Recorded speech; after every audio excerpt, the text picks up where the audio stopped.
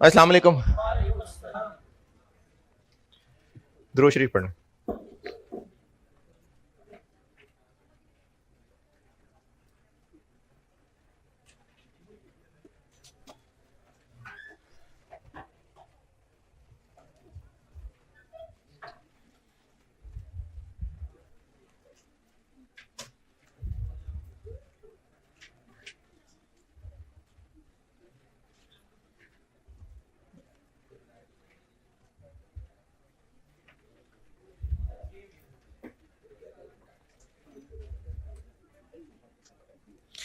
बल्कि एंड पे देखता हूँ। कल सवाल दिया था एक और उसका पार्ट ए कहा था करने को, तो फिर spring 16 part A actual overheads को बांटना था। चलें जल्दी जल्दी बता ही दें। Basis, total, fabrication, finishing, quality control, logistics. Rupees, million, thousand, thousands. सबसे पहले इनडायरेक्ट लेबर, ये गिवन है 3600, 1500, 1200, 500, 400। आगे रेंट किस रेशो में? Floor area.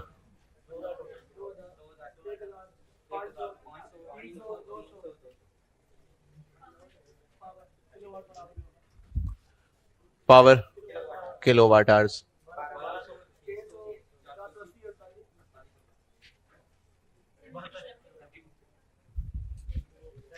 Depreciation cost. ये एसेट्स की कॉस्ट दी हुई है तो उस बेस पे बांटेंगे। 9000, 4800, 3000, 300, 900। फिर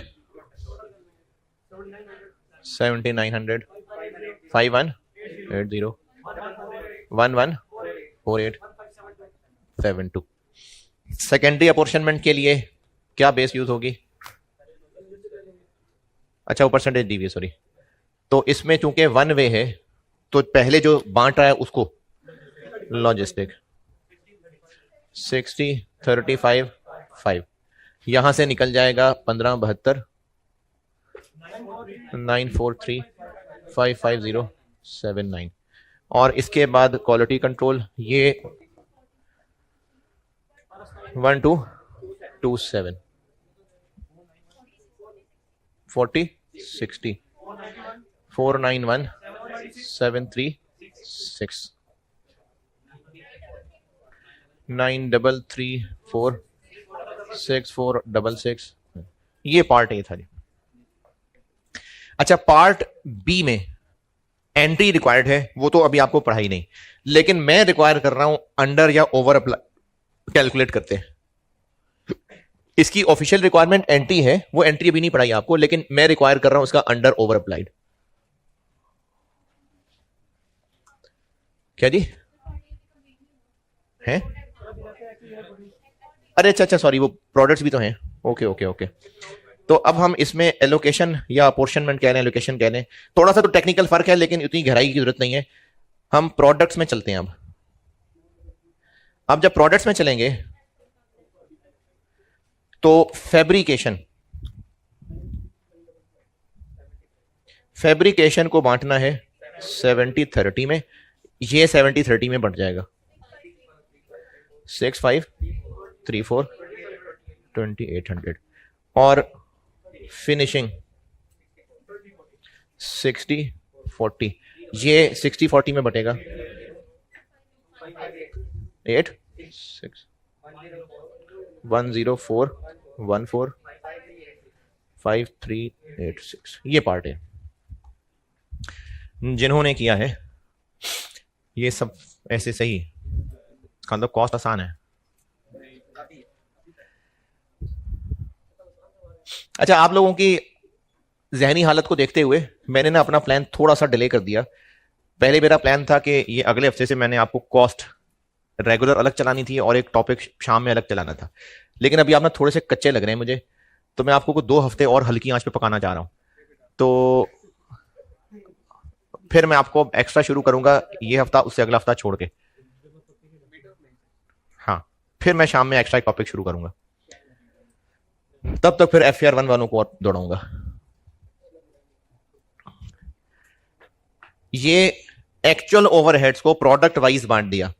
अच्छा, वो कल एक बच्चे ने सवाल पूछा था, वो मुझे लग रहा है बाकी भी ना सोच रहे हो, ये जो फिगर्स निकल आई और अगर इसको मैं यूनिट से डिवाइड कर दूं तो वो OAR पर यूनिट बन जाएगा। OAR साल के शुरू में ही कैलकुलेट होता है और बजटेड इंफॉर्मेशन से ही कैलकुलेट होता है। अगर मैं कर भी दूं इसको इसके यूनिट से डिवाइड, इसको इसके यूनिट से डिवाइड, वो OAR नहीं कहलाएगा, वो actual overhead cost per unit जरूर कहलाएगी, OAR नहीं। OAR वही है जो साल के शुरू में बजटेड डाटा से निकाला होता है। Part A done. Part B में अंडर ओवर अप्लाइड मैं कह रहा हूं निकालते हैं। अप्लाइड कैसे निकलेगा? OAR से मल्टीप्लाई करके। तो अप्लाइड के लिए OAR प्रोडक्ट ए का कितना है? 1300 पर यूनिट, तो मल्टीप्लाई करना पड़ेगा यूनिट्स एक्चुअली प्रोड्यूस्ड 8000। और प्रोडक्ट बी का OAR 500 पर यूनिट, तो अप्लाइड के लिए मल्टीप्लाई करना पड़ेगा 10,000 यूनिट्स।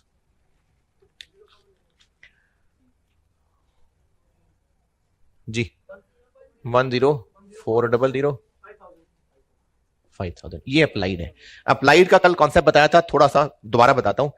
प्रोडक्ट ए और बी जितने हमने एक्चुअली बनाए, OAR के हिसाब से उन पे कितना खर्चा होना चाहिए था अप्लाइड, और असल में कितना हुआ एक्चुअल।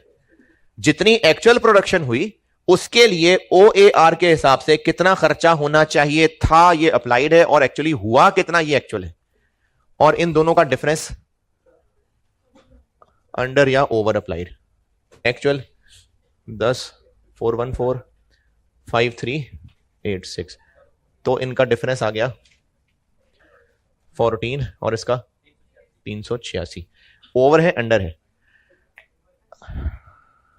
अंडर अप्लाइड है, अप्लाइड कम है, ये अंडर अप्लाइड है।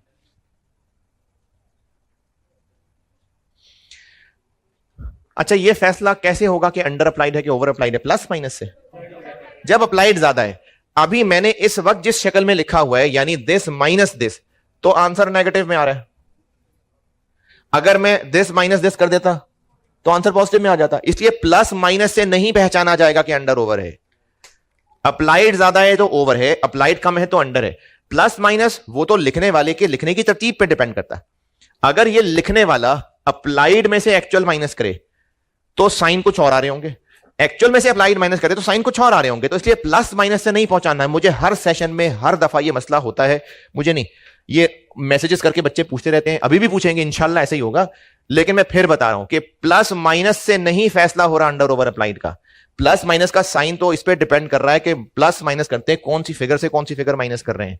अगर इसमें से ये माइनस करेंगे तो नेगेटिव आंसर आएगा, इसमें से ये माइनस करेंगे तो पॉजिटिव आएगा। तो प्लस माइनस से ही अंडर ओवर अप्लाइड नहीं है।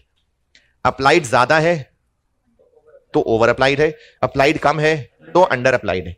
हां, लिख के दिखाने वाला पढ़ने वाले को बस समझाने के लिए यह जरूर कह सकता है कि मैं जिस तरह से लिख रहा हूं यानी अप्लाइड में से एक्चुअल माइनस कर रहा हूं, तो अगर आपको आंसर में ब्रैकेट लगा नजर आए तो वो अंडर अप्लाइड होगा, और बगैर ब्रैकेट का नजर आया तो वो ओवर अप्लाइड होगा। और अगर मैंने ये पहले और ये बाद में लिखा होता तो ब्रैकेट बदल देता। तो ये सिर्फ लिखने वाला ये बता रहा है कि मैं ब्रैकेट किसको लगा रहा हूं, मैं नेगेटिव किसको कह रहा हूं, ये वो पहचान बता रहा है। तो इस सवाल के पार्ट बी में रिक्वायर्ड जो भी था, मैंने रिक्वायर किया कि अंडर ओवर अप्लाइड निकाल लेते हैं। चलें और करते हैं सवाल।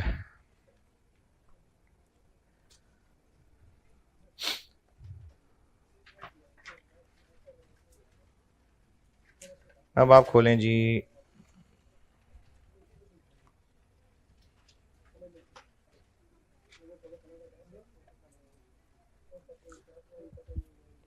स्प्रिंग 16 किया है हमने, 22 स्प्रिंग 22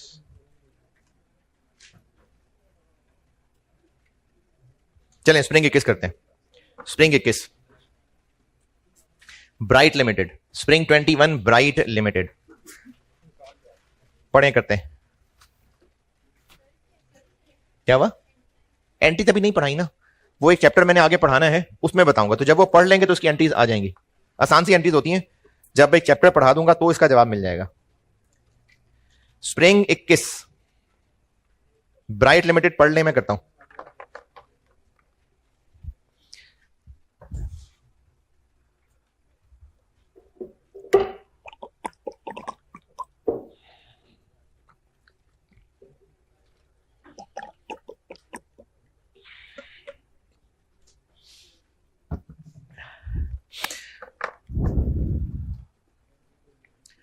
अच्छा, ये जो मैं प्लस माइनस की बात बता रहा था ना, मेरे दिल को इत्मीनान नहीं हो रहा, ये मुझे जरा एक और चीज बताएं। अगर क्वेश्चन में या कहीं आपको एक चीज लिखी मिल रही है,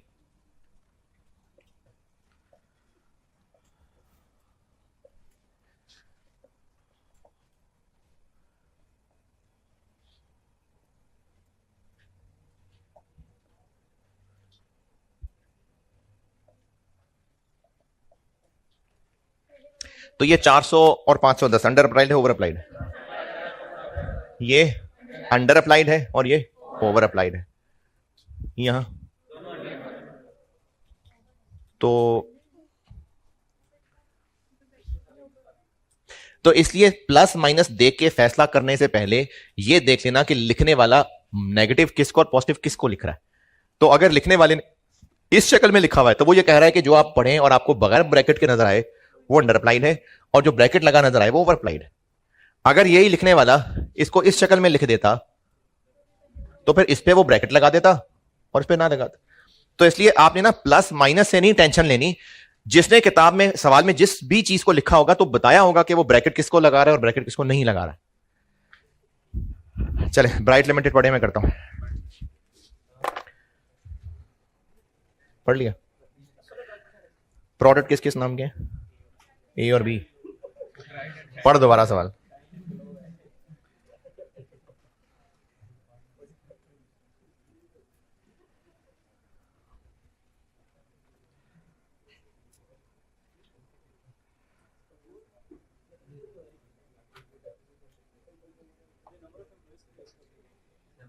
नंबर ऑफ एम्प्लॉइज,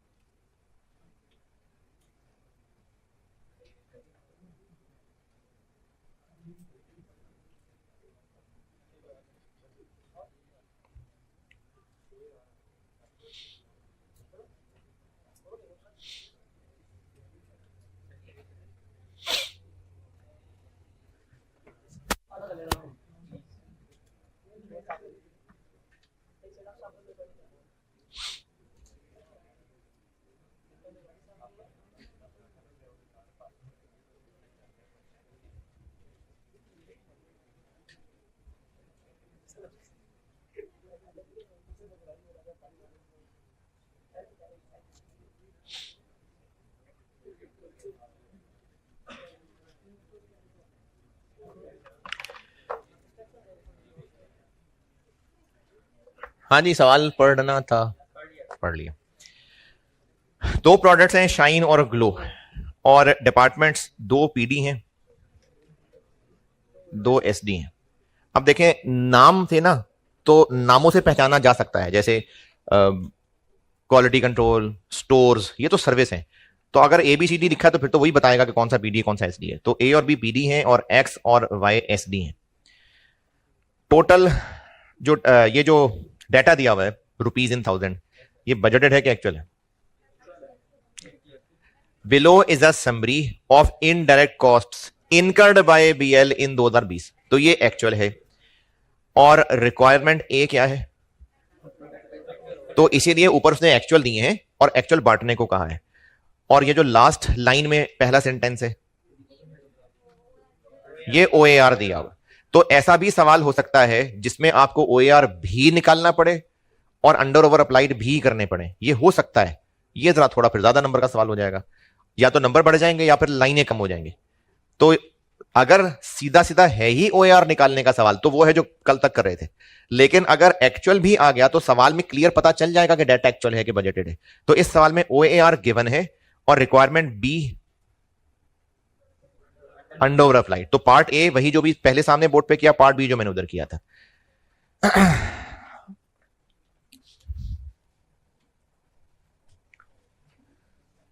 तो पार्ट ए के लिए हम एक्चुअल ओवरहेड्स को बांट लेते हैं, अंग्रेजी बेसिस टोटल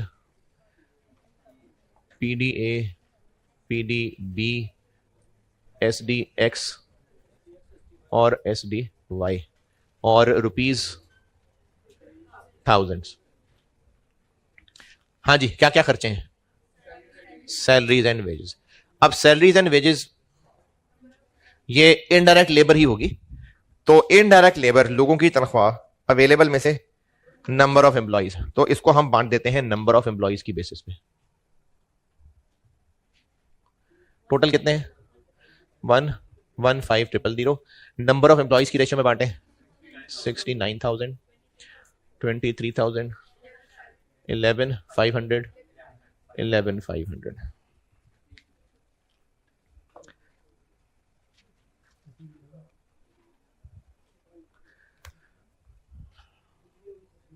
मशीनरी की डेप्रिसिएशन कॉस्ट पे टोटल कितनी है? 80 जी 50 30,000 बस।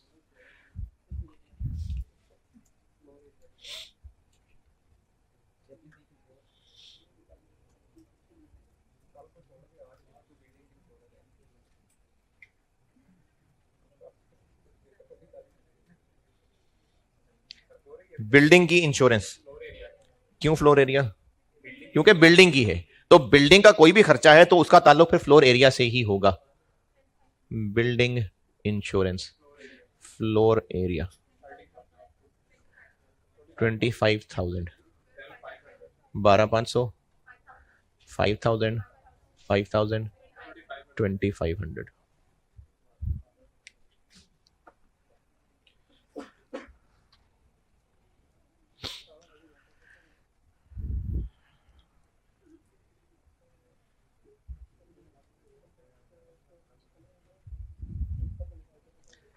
आगे इलेक्ट्रिसिटी फ्लोर एरिया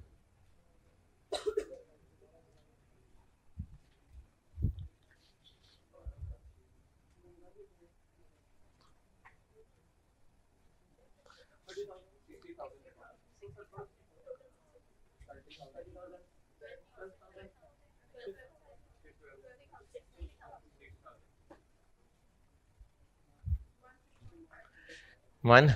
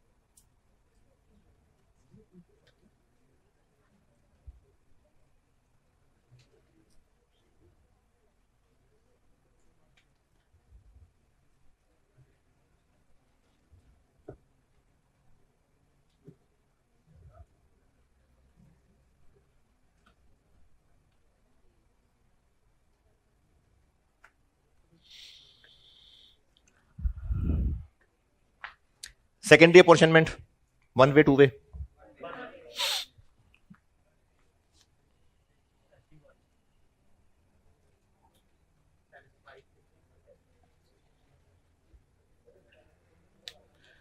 पहले किसको बांटना है? एस डी वाई को 75 15 10। तो यहां से निकल जाएगा 20 15,000 3,000 और 2,000। कितना आसान टॉपिक है यार। लास्ट टाइम इसमें से एक आसान सा 7 नंबर का सवाल आया था, बिल्कुल आसान सा है, 7 नंबर का है, लेकिन सवाल भी तो छोटा छोटा सा है ना। ये सवाल सब स्टूडेंट्स ने किया होगा पेपर में ना, क्योंकि बाकी कोई आता ही नहीं था।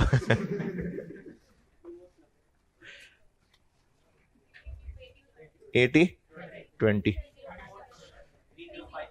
30500 244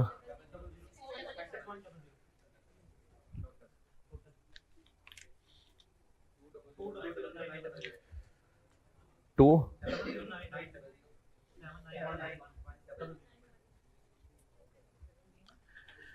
ये सारे खर्चे बंट के आ गए पीडी में, और पूछे हैं प्रोडक्ट वाइज। तो अब प्रोडक्ट वाइज कैसे बांटे इनको, सवाल में क्या इंफॉर्मेशन है जिसपे हम पीडीज को प्रोडक्ट वाइज बांट सकें। जैसे एक मैंने खुद बनाया था सवाल, एक कल स्प्रिंग 16 कर लिया, तो उसमें ना प्रोडक्ट के साथ डिपार्टमेंट्स का एक ताल्लुक बताया हुआ था। यहां पर आपको कुछ भी नहीं ऐसी इंफॉर्मेशन दी, लेकिन रिक्वायरमेंट है तो बांटना तो है, कुछ इंफॉर्मेशन नहीं है। तो अवेलेबल में से क्या बेस्ट कर सकते हैं, यूनिट्स ही हैं, और प्रोडक्ट वाइज कुछ चीज ही नहीं है। देखें, जब आपको कोई भी खर्चा प्रोडक्ट्स में बांटना है तो कोई प्रोडक्ट वाइज इंफॉर्मेशन होगी तो उसकी रेशो में बांटेंगे ना। कोई भी चीज, जैसे ये खर्चे डिपार्टमेंट्स में बांटने थे तो रेशो किसकी चाहिए थी, डिपार्टमेंट का डाटा होता तो रेशो लेते हैं ना। तो ये सारी इंफॉर्मेशन गिवन थी। अब हमने इनको दोनों प्रोडक्ट्स में बांटना है तो कोई तो प्रोडक्ट वाइज इंफॉर्मेशन हो।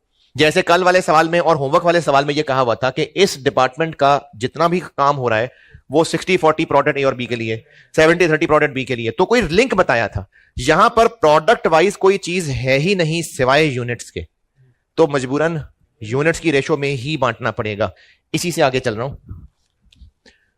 अब हम इनको बांट देते हैं प्रोडक्ट्स में। क्या क्या प्रोडक्ट है, शाइन और ग्लो और ₹1000।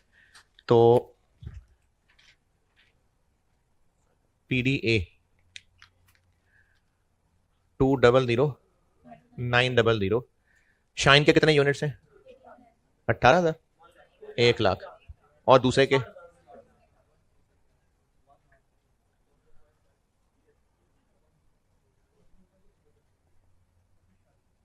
तो यूनिट्स की रेशो में बांट दिया।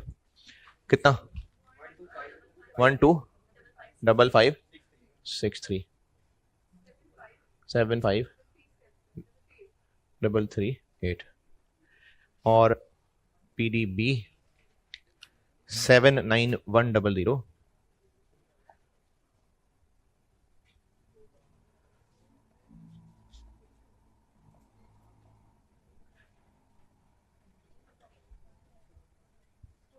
जी 49438 29662। वो पूरा नहीं बनेगा ना, फिर ये फिर 7 कर दें या उसको 2 कर दें, इसको 2 कर दिया मैंने। 17500 10500। ये हो गया पार्ट ए।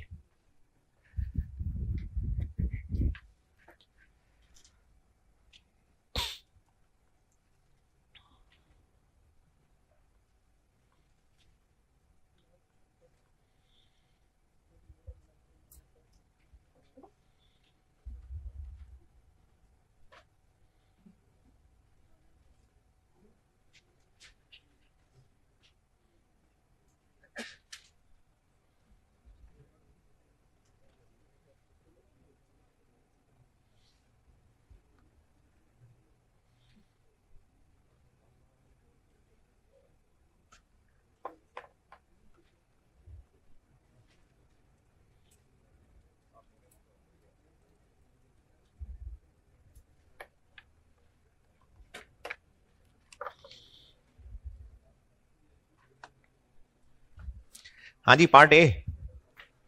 पार्ट बी में क्या पूछा है, अंडर ओवर अप्लाइड।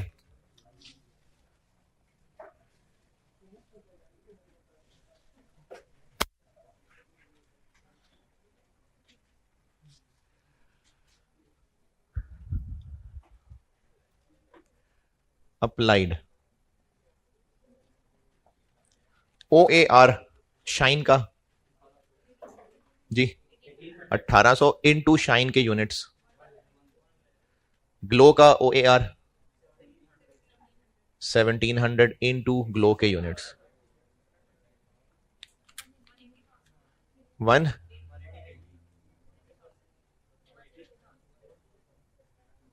और एक्चुअल 175 और 105, 5000 3000। अच्छा, अब ये दोनों फर्क है ना, तो हमें कुछ तो पढ़ने वाले को बताना पड़ेगा, तो किसी एक को ब्रैकेट लगा देते हैं। चलो मैंने अंडर को ब्रैकेट लगा दिया, ये अंडर अप्लाइड। और अगर लिखने वाला ओवर को ब्रैकेट लगाना चाहे तो भी ठीक है, ओवर को ब्रैकेट लगा दे, इसको खाली छोड़ दे, तो ये ब्रैकेट और ये खाली।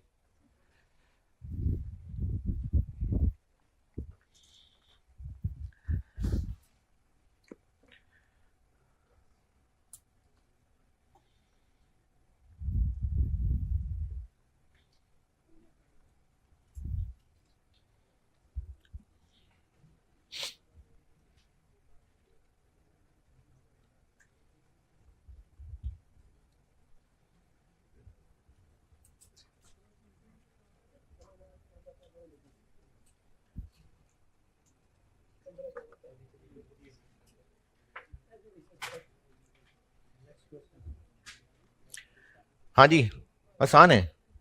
नहीं, आसान है। अच्छा, अब आप, इतवार भी है, कल परसों छुट्टी है, क्या फारिग बैठ के क्या करेंगे आप? हैं?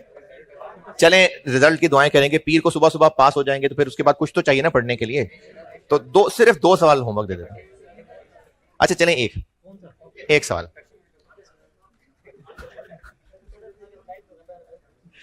एक सवाल होमवर्क, लेकिन पहले सवाल की शक्ल देख लें, उसके बारे में मैं एक दो बातें कर लूं, आपसे पूछ लूं, तो फिर स्प्रिंग 17 पे आए, ऑटम 17, ऑटम 17, ऑटम 17,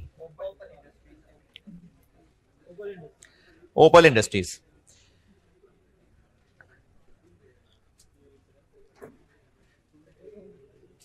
पहुंचे? इसमें जो पहला टेबल है,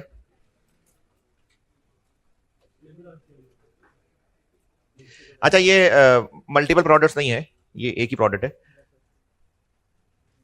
और अगर मल्टीपल हैं भी तो आपको कोई प्रोडक्ट्स कहे नहीं है, तो ये सिंगल ही समझें फिर आप। और इसमें पहले टेबल पे देखें, एक कॉलम आपको एक्चुअल का नजर आ रहा है, एक बजटेड का नजर आ रहा है, ये 2 कॉलम दे दिए, यानी बजटेड डाटा भी है सवाल में और एक्चुअल डाटा भी है। रिक्वायरमेंट ए क्या है? एक्चुअल ओवरहेड्स पीडीज में बांटने हैं, रिपीटेड डिस्ट्रीब्यूशन पे, तो वो तो एक्चुअल बांटने हैं, तो फिर ऊपर तो बजटेड का डाटा भी है। रिक्वायरमेंट बी क्या है? अंडर ओवर अप्लाइड, तो उसके लिए OAR चाहिए, OAR नहीं गिवन है, तो ये डबल सवाल हो गया, पहले OAR निकलेगा सारा टेबल बन के, फिर एक्चुअल ओवरहेड बनेगा। ये सवाल करना है आपने, करना है। अरे तो बड़ी छोटी सी क्लास हो गई, छुट्टी नहीं है, अगला चैप्टर शुरू कराता हूं।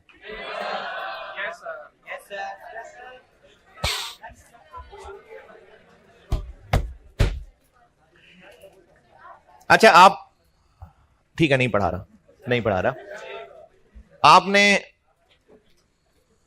बेशक अभी हॉस्टल में भी रहते हो, लेकिन स्कूल लाइफ तक तो घर में ही गुजारी होगी, और नॉर्मली घरों के अंदर एक प्रैक्टिस होती है कि जब अब्बू घर आएंगे ना, तो सलाम करना है उठ के। अच्छा अब आप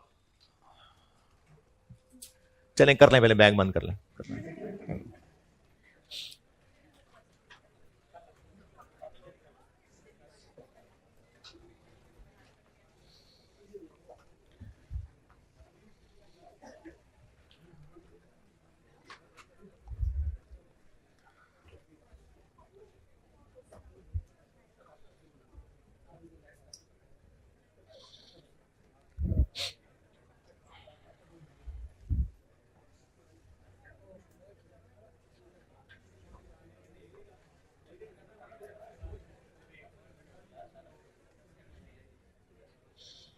ठीक है, बंद कर लिए। घरों में एक प्रैक्टिस होती है नॉर्मली, जहां पर भी थोड़ी हल्की बुल्की भी अगर तमीज है, आदाब है, तो उसमें एक प्रैक्टिस होती है कि जब अब्बू घर आते हैं तो बच्चे ने सलाम करना होता है, और इतनी ऊंची आवाज में कि उनको आवाज पता भी चले बच्चा सलाम करके गया है। और जहां बैठे हुए थे, कोई खेल रहे थे, पढ़ रहे थे, लेटे थे, जो भी, वहीं लेटे थे, अब्बू, या उठ के, या अब्बू को मैसेज कर दें हैं, या उठ के आए, उठ के आए। अगर उठ के आके मिल लेंगे तो भी आप आइंदा घर में ही रहेंगे, रोटी पानी मिलता रहेगा, और अगर उठ के नहीं आएंगे तो भी मिलता रहेगा। जो उठ के आके सलाम करना है, अभी तो शायद आप इस चीज को उतना नहीं समझ सकेंगे जब तक खुद माँ बाप की जगह नहीं आते, लेकिन चलें 18, 19, 20 साल उम्र है तो शायद अंदाजा लगा सकें क्यों किया जाता होगा इस तरह है। अदब, ठीक है, मोहब्बत शो करने के लिए। अच्छा, और? हाँ जी, ठीक है, सब सही कह रहे हैं। एक तो बच्चों के लिए भी ये जरूरी है, यानी उनको ये रियलाइज करवाना कि ये जो तुम बैठे घर में खा रहे हो ना, ला के यही दे रहे हैं, ये है सब इन्हीं का ही किया हुआ, जो तुम्हारे पास रिसोर्सेज है वो हैं यही देने वाले। तो ये चीज बार बार बच्चे को रियलाइज करवाई जाती है। तो अगर वो जहां बैठा खेल रहा था, कुछ खा भी रहा था, सलाम ही करना था ना, वहीं से बैठे बैठे कर देता, छोड़ छाड़ के उठ के आने की क्या जरूरत थी। ठीक है, एहतराम अदब हो गया, लेकिन जो खा पी रहा था या आराम कर रहा था या लेटा हुआ था या कुछ खेल रहा था, कुछ भी छोड़ के उठ के आना, छोड़ के। इंपॉर्टेंस के जो मैं कर रहा था वो बाद में है, पहले आप हैं। अच्छा, इसी तरह से अगर अब्बू ने कोई काम कहा, आवाज दे दी, तो अच्छा ठीक है आता हूं, अपने काम में लगे रहे, ये अदब है, या फौरन छोड़ के उठ के आए। एक्सेप्ट अगर टॉयलेट में बैठे हो, फिर छोड़ के उठ के नहीं आना है, लेकिन अगर बाहर हैं तो फिर काम छोड़ छाड़ के उठ के क्यों आ रहे हैं, बाद में सुन लेते हैं, बाद में सुन लेते। अगेन इंपॉर्टेंस है, चूंकि घर का लीडर बाप है तो उसको इंपॉर्टेंस उन बच्चों के लिए भी जरूरी है, उनको रियलाइज हो। वरना जिन लोगों के पेरेंट्स नहीं, फादर होते हैं ना मुल्क से बाहर, और उनकी अम्मी ने उन बच्चों को यह रियलाइज नहीं करवाया होता कि अब्बू की कितनी कुर्बानियां हैं, वो बच्चे बाप की इज्जत नहीं करते। बाप की इज्जत करने में मां का बहुत रोल होता है, बहुत बड़ा रोल होता है। एक पता नहीं, बहुत पुरानी बात है कि शायद फेसबुक पे मैंने देखा, बहरहाल एक पिक्चर, एक कार्टून पिक्चर मैंने देखी, तो उसमें ना कुछ ऐसा था कि एक बच्चा मां के साथ बैठा हुआ कह रहा है कि अम्मी अब्बू कभी हमारे पास नहीं होते, अब्बू हमारे पास नहीं आते। तो उस पिक्चर का बड़ा विजन ये है कि वो घर में बैठा हुआ है खिड़की में मां के साथ, और उस घर को ना बाप कंधे पे उठा के तो पानी में से गुजर रहा है। तो उस बच्चे को ये रियलाइज मां ने कराना होता है। तो नॉर्मली घरों में होता है, माएँ जो हैं वो रियलाइज करवाती हैं। ये बात बच्चे के लिए भी जरूरी है, बच्चे की पर्सनैलिटी के लिए, और काम छोड़ के उठ के आना कि सबसे पहले अब्बा जी हैं, और इससे अब्बा जी को भी खुशी होगी, और अब्बा जी इस पे खुश होंगे कि हाँ ये रियलाइज कर रहे हैं। और अगर नहीं कर रहे होंगे तो अब्बा जी घर से नहीं निकाल देंगे, लेकिन वो जो उनके उठ के आने से अब्बा जी की मोहब्बत बढ़नी थी, फिर वो नहीं बढ़ेगी। फिर अब्बा जी बस जरूरत पूरी कर रहे होंगे, वो जो मोहब्बत बननी थी वो नहीं बनेगी। फिर दुनिया में आ गए, और उसके बाद इम्तिहान चलना शुरू हो गया। इम्तिहान क्या चलना शुरू हो गया कि जो भी हम लोगों को रोल्स मिले हुए हैं, रिसोर्सेज मिले हुए हैं, वो रिसोर्सेज सिर्फ पैसे नहीं है, जो जिस्म है ये भी रिसोर्स मिला हुआ है। क्योंकि मेरा आपका क्या कमाल है इसमें कि 2 हाथ लेके पैदा हुए हैं, माजूर भी हो सकते थे, अकल काम करती है, जबान, नाक, ये सब रिसोर्सेज पूरे हैं, मेरा आपका कोई कमाल तो नहीं है। या जिनको ये पैदाइशी रिसोर्सेज नहीं मिले हुए तो उनका कोई कसूर तो नहीं है, या अगर कोई किसी बीमारी की वजह से किसी के ये आजाद जाया हो गए तो उसका कोई कसूर थोड़ी है। तो अल्लाह ने रिसोर्सेज किसी को ज्यादा किसी को कम दे के एग्जाम हॉल में भेजा हुआ है। और जो आप लोग पढ़ाई करते हैं ना, उसका एग्जाम तो वो 3 घंटे ही का होता है, उससे पहले वो इम्तिहान होता नहीं। लेकिन जो हमारा दुनिया में इम्तिहान चल रहा है वो सारी जिंदगी इम्तिहान ही चल रहा है। जब बलूगत आ गई, बालिग हो गए, जब उस दिन से लेके मौत तक इम्तिहान में है। तो अल्लाह ने रिसोर्सेज दिए हुए हैं, और उन रिसोर्सेज के साथ कुछ हालात दिए हुए हैं, और उनमें फिर परफॉर्म करना है। क्या परफॉर्म करना है, दीन क्या है, दीन के रूल्स क्या हैं, जो रोल मिला हुआ है उस रोल को अल्लाह के हुक्म के मुताबिक गुजारना, ये दीन है। अब वो अच्छा अच्छा रोल गुजार ले, उसके साथ उसकी जिंदगी में डिसिप्लिन लाने के लिए अल्लाह ने फिर बहुत सारी इबादत भी जोड़ दी। इससे अब्बू को क्या फर्क पड़ जाएगा कि आप रोज उठ के आके सलाम कर लेंगे? क्या फर्क पड़ जाएगा उनको? उनकी वो सेहत ज्यादा हो जाएगी? नहीं। आप दिल में इस बार बार के डिसिप्लिन से, बार बार अब्बू से मिलना, बार बार काम छोड़ के आना, गाफिल नहीं होंगे। यानी आपके दिल से यह नहीं निकलेगा कि अब्बू भी हमारे लिए एफर्ट करते हैं। बार बार मिल के आना और सब छोड़ छाड़ के आना, यह इंपॉर्टेंट बात है, सब छोड़ छाड़ के आना। यह आपके दिल को भी बार बार एहसास दिला रहा है कि अब्बा जी ही हैं जिन्होंने हमें यहां पालना है, तो उससे अब्बा जी की कदर बढ़ती है। और अब्बा जी का आपको आवाज दे के बुला लेना और आपका फिर सब काम छोड़ के चले जाना, यह आपका शो कर रहा है कि जी सबसे पहले आप हैं, क्योंकि बाकी भी आपने काम दिए हैं। आप नाराज हैं तो बाकी काम तो है ही नहीं। तो अल्लाह ताला ने ना ये जो इबादत दुनिया में रखी हैं, इनमें जो सबसे बड़ा हुक्म है वो नमाज का है, सबसे बड़ा हुक्म। और इसके लिए इतनी सारी अहादीस हैं, इतनी सारी अहादीस हैं। एक दो के मफहूम बताता हूं। एक हदीस का मफहूम है कि क़यामत के दिन जब हिसाब किताब होने लगेगा तो जिसकी नमाज ठीक निकल आई ना, उसके बाकी अमाल भी ठीक निकल आएंगे। फिर एक और जगह आता है, उसका मफहूम यह है कि जैसे मैं एक जिस्म रखता हूं, एक इंसान हूं, तो सादी सी साइंस की बात है कि बाजू के बगैर, टांगों के बगैर जिंदगी है, सर के बगैर जिंदगी नहीं है ना, वो बेकार जिस्म है। तो एक हदीस का मफहूम है कि जैसे जिस्म के लिए सर है, वैसे इंसान के दीन के लिए नमाज है। तो नमाज बेटे बहुत बड़ा हुक्म है, बहुत शदीद बड़ा हुक्म है। और अगर आप ये जो मैंने पहले मिसाल दी थी इस पर गौर करें, तो नमाज की कॉल आ जाना, जिसको हम अजान कहते हैं, और हम सारे कामों में मगन रहें, तो ये हम उन कामों को प्रेफर कर रहे हैं अल्लाह की आवाज पे। हमने कामों को प्रेफर कर लिया। और अगर वो प्रेफर सुस्ती में कर रहे हैं तो चलो ये तो अमल की खराबी है। लेकिन अगर हम प्रेफर इसलिए कर रहे हैं, थोड़ी सख्त बात है लेकिन गहरी सोचने की बात है, अगर इसलिए प्रेफर कर रहे हैं कि दुकान अभी ग्राहक का टाइम है, कस्टमर है, दुकान चल रही है मेरी, मैं नहीं इसके लिए जा सकता, ये दुकानदार की हरकत, बेशक वो मुंह से नहीं बोल रहा, लेकिन दुकानदार की ये हरकत शो कर रही है कि रब कस्टमर है, अल्लाह नहीं है। एक मैं यहां गांव टाउन में एक दुकान पे गया। मैं उस दौर में ना, ये कोई 2-4 साल पुरानी बात है, दोपहर में क्योंकि बिस्किट खा लिया करता था, तो खाना जाके मैं घर फिर असर मगरिब के बाद खाता था। तो मैं नमाज पढ़ने गया और नमाज पढ़ के जब निकला मस्जिद से, तो एक जनरल स्टोर था, तो वहां मैं रुका बिस्किट लेने के लिए, तो जनरल स्टोर बंद था और वक्फा वराए नमाज तो उसकी दुकान बंद थी। मैंने देखा और कोई दुकान खुली हो, तो सामने एक दुकान खुली थी, मैं वहां चला गया, वहां उससे बिस्किट ले लिया। अब जब मैं उससे बिस्किट लेके निकला, बात 20-25 रुपए की है, लेकिन जो मैं आपको बात समझाना चाह रहा हूं, पता नहीं 25 रुपए का बिस्किट लिया होगा, वो लेके मैं निकल आया। फिर मैंने सोचा कि ये दुकान जो खोल के बैठा है, अंदर टीवी भी देख रहा है बैठ के, ये तो नमाज पढ़ने नहीं गया। मैंने जाके इसकी दुकान से चीज खरीद ली, और वो जो दुकान बंद करके नमाज पढ़ने गया था, उसका तो ग्राहक गया, पहले तो मैं उसी की दुकान पे गया था। ये सोच के मैं आ ही रहा था, गाड़ी में बैठा ही था, इतने में कि वो दुकानदार आके दुकान खोल ली। मुझे ना जैसे कोई खिंच पड़ी, मैं उठा, निकला, वापस उसकी दुकान पे गया, और बिस्किट तो मैं ले चुका था, लेकिन मैंने एक और पैकेट खरीद लिया बिस्किट का। और ये हरकत जब मुझसे हो गई तो मुझे खुद भी रियलाइज हुआ, और मैंने फिर उस दुकानदार को भी कहा कि वो दुकान छोड़ के नमाज पढ़ने गया था, अल्लाह ने उसका रिस्क उसके लिए रोक के रखा हुआ था। वो आया है तो गया है कस्टमर, जा खरीद जाके। तो इसलिए हम ना, जब नमाज की कॉल आती है और हम दुनिया के कामों में बिजी होते हैं, इसलिए बिजी होते हैं कि या तो हमें बॉदर ही नहीं होता कि नमाज है, या हमें लग रहा होता है कि शायद ज्यादा जरूरी काम है। तो बेटे ये ना, हम बहुत बड़ी बेअदबी कर रहे होते हैं। और ना सिर्फ ये कि बेअदबी कर रहे होते हैं, इसका दूसरा पहलू ये है कि शायद हमें अल्लाह की तौफीक ही नहीं हो रही होती। यानी कभी अगर आपने जिंदगी में ऐसा फेस देखा हो ना कभी, कि माँ बाप नाराज हों और वो आपको काम ना कहें। जो अच्छे बच्चे हैं ना, ये बहुत पेनफुल होता है, ये बहुत पेनफुल है कि काम ही नहीं कह रहे। तो फिर अच्छा बच्चा जाके माफी मांगेगा कि मुझे काम ही नहीं कह रहे। तो अगर नमाज की तौफीक नहीं हो रही है, ये बहुत फिक्र वाली बात है, बहुत फिक्र वाली बात है।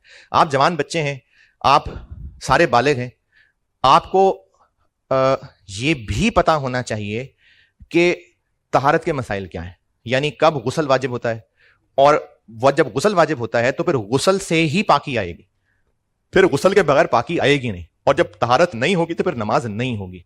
तो इसलिए आप चूंकि सब बालिग बच्चे हैं, तो आपको यह पता होना चाहिए कि गुस्ल के फराइज क्या हैं, गुस्ल कैसे होगा तो फिर आंदा की नमाज होगी। तो इसलिए अभी की जिंदगी में जो हो गया सो हो गया, बेटे नमाज को जिंदगी का हिस्सा बना लो। देखो दिन में अल्लाह ने 5 दफा फर्ज किया है, और जो मेल्स हैं उनके लिए नमाज जमात की मस्जिद में ही है। घर में पढ़ लेना, रूम में पढ़ लेना, नमाज फर्ज तो अदा हो जाएगा। लेकिन ये इतनी बड़ी कमजोरी है कि एक हदीस का मफहूम है कि आप सिर्फ फरमा रहे हैं कि मेरा दिल करता है मैं उन घरों को जला दूं जाके, जो बिला वजह जो है वो बिला उज़र जमात के साथ मस्जिद में नमाज नहीं पढ़ते। तो इसलिए ये जो मेल बच्चे हैं ना, ये बेटे नमाज की आदत, देखो अगर आदत बना लेंगे ना जबरदस्ती, तो फिर नमाज भी पढ़ने वाले बन जाएंगे। आदत अगर नमाज की बना लेंगे तो जमात की, आप जहां भी रहते हैं, हॉस्टल में रहते हैं, आप अपने घर में रहते हैं, किसी को साथ मिला लें। घर में रहते हैं तो अब्बू भाई उनको भी तरकीब देके साथ मिला लें। हॉस्टल में रहते हैं तो वो जो 2-4 दोस्त मिल गए बाजारों में जाके माहौल देखने जाते हैं, तो वही 2-3 लड़के मिलके कोई एक पीछे पड़ जाए तो वो साथ मिलके जो है वो मस्जिद की तरफ ले जाया करें। मेरा एक स्टूडेंट था और उस लड़के ने, अल्लाह उसको जज़ाए खैर दे, बहुत मेरे लिए इंस्पिरेशन है वो। जब वो बच्चा दीन की तरफ आया, कश्मीर साइड का था, जब बच्चा दीन की तरफ आया वो और नमाज पढ़ने वाला बना, तो अल्लाह ने उसके दिल में एक ऐसी फिक्र डाली। अब तो खैर उसने एक ऑलमोस्ट कश्मीर का पहाड़ ही समझ लो उसने पूरा दीनदार कर दिया हुआ है मेहनत कर करके। तो वो लड़का रहता था उस दौर में, ये सीए का स्टूडेंट था, मेरा ख्याल है शायद मुगलपुरे वाली साइड पे रहता था, और चाहे सर्दियां हो चाहे गर्मियां हो, वो रोजाना सुबह फजर के टाइम पे आता था अपने दोस्तों के हॉस्टल में, उनको जगाता था और उनको मस्जिद लेके जाता था। जो मुगलपुरे, जिनको अंदाजा है मुगलपुरे बहुत दूर है यहां से, वो आता था रोजाना, सर्दियां भी हों तो फजर से पहले आता था, हॉस्टल के लड़कों को जगा के नमाज के लिए लेके जाता था। तो इसलिए आप लड़कियां हैं तो घर में बहन माँ किसी के साथ ना अपने आप को जोड़ ले। ठीक है, लड़कियों की तो जमात की मस्जिद में नमाज नहीं है, घर में ही नमाज है, लेकिन किसी घर वाली खातून को साथ मिलाएं, लेकिन नमाज को जिंदगी में शामिल करें। नमाज की पाबंदी हो गई ना, तो आप तकरीबन ऐसे समझ लें कि अगर आपसे पढ़ा नहीं जाता है तो रेगुलर कॉलेज तो आते रहो ना, कॉलेज आना नहीं छोड़ना, रेगुलर कॉलेज आते रहें। हो सकता है बाकी लोगों को पढ़ता देख के पढ़ने का दिल कर जाए, रोजाना कॉलेज आते रहे, अभी दिल नहीं कर रहा, हो सकता है कुछ दिन बाद पढ़ने का दिल करना शुरू हो जाए, लेकिन अगर कॉलेज ही आना छोड़ देंगे फिर नहीं पढ़ा जाएगा आपसे। तो इसलिए नमाज को ना जिंदगी में शामिल करें। जिसकी जिंदगी में नमाज नहीं है, अल्लाह से माफी मांगे और जिंदगी में नमाज को आज से शामिल करें। क्लास के कुछ बच्चों ने ना एक मुझसे एक आइडिया शेयर किया, तो चलो मुझे अच्छा लगा, अल्लाह उनको जज़ा दे इस बात की। बस एक आइडिया वो बच्चे ने किया कि कागज के ऊपर, और आप बेशक कागज फाड़ देना बाहर निकल के, कोई मसला नहीं है, लेकिन उसने बस एक टेबल बनाया सिर्फ अपने लिए कि अपने लिए एक चेक लिस्ट बन जाए। उसने एक डब्बे शब्बे बना के रोजाना के ना, मतलब 6-7 महीने का टेबल बना दिया रोजाना का, कि बंदा जैसे स्कूल में बच्चों की ना वो डायरी होती है, तो उसने एक डायरी सा पेज बना दिया कि इंसान खुद अपने लिए रोज, आज मैंने 3 नमाजें पढ़ी हैं, नंबर 5 लिख लिया, 4 पढ़ी हैं, 3 पढ़ी हैं, तो उससे ना अपने आप को पेज वो देखता रहे, अपना असेस करता रहे। तो वो पेज उन्होंने कॉपी कराया था, कहते क्लास में बांट दे, मैंने कहा बांट दो। तो इसलिए वो कागज बांट देते हैं आपको, लेकिन ठीक है वो तो इन बच्चों की काविश है, अल्लाह कबूल करे। अगर वो कागज भी रख लें और नमाजें उस पर लिख भी दें, ठीक है, अच्छी बातें कर लें, लेकिन नमाजों को अपनी जिंदगी में शामिल करें, ये फर्ज है, फर्ज। और शैतान, अल्लाह की जो सबसे बड़ी, अल्लाह की तो खैर सारी जो खुसूसियात हैं वो मैक्सिमम लेवल की हैं, अनलिमिटेड लेवल की हैं, लेकिन अल्लाह की जो रहमत होना है, जो अल्लाह की रहीम जो सिफ्त है, रहमत वाली सिफ्त है, वो अल्लाह की सारी चीजों पे भारी है, यानी अल्लाह के गुस्से पे भी भारी है। लेकिन इस सिफ्त को शैतान इतना गलत फैलाता है दिलों के अंदर, और वो ये दिलों के अंदर डाल देता है कि जो मर्जी करो, खैर अल्लाह माफ कर देंगे। हाँ, अल्लाह की सिफ्त है कि अल्लाह माफ कर देंगे, और करना चाहेंगे तो कर भी देंगे, अल्लाह को कोई रोक नहीं सकता है। अल्लाह चाहे तो एक सारी जिंदगी गुनाह करता रहा इंसान, मरा ईमान पे, मरा ईमान पे, अल्लाह क़यामत के दिन उसके सारे गुनाह माफ कर दें, कोई मसला नहीं है। लेकिन अल्लाह चाहे तो, अगर कोई ये सोचे कि खैर अल्लाह ने माफ कर ही देना है, ये वो बदतमीजी कर रहा है। यानी आपके अब्बू आपको डांटा करते थे, सजा देते थे और एंड पे माफ कर देते थे, तो अब आपको वो काम कह रहा था, आपके जहां पर ड्रामा ही कर रहा है, एंड पे तो तूने माफी करना है, तो ये बदतमीजी हो जाएगी।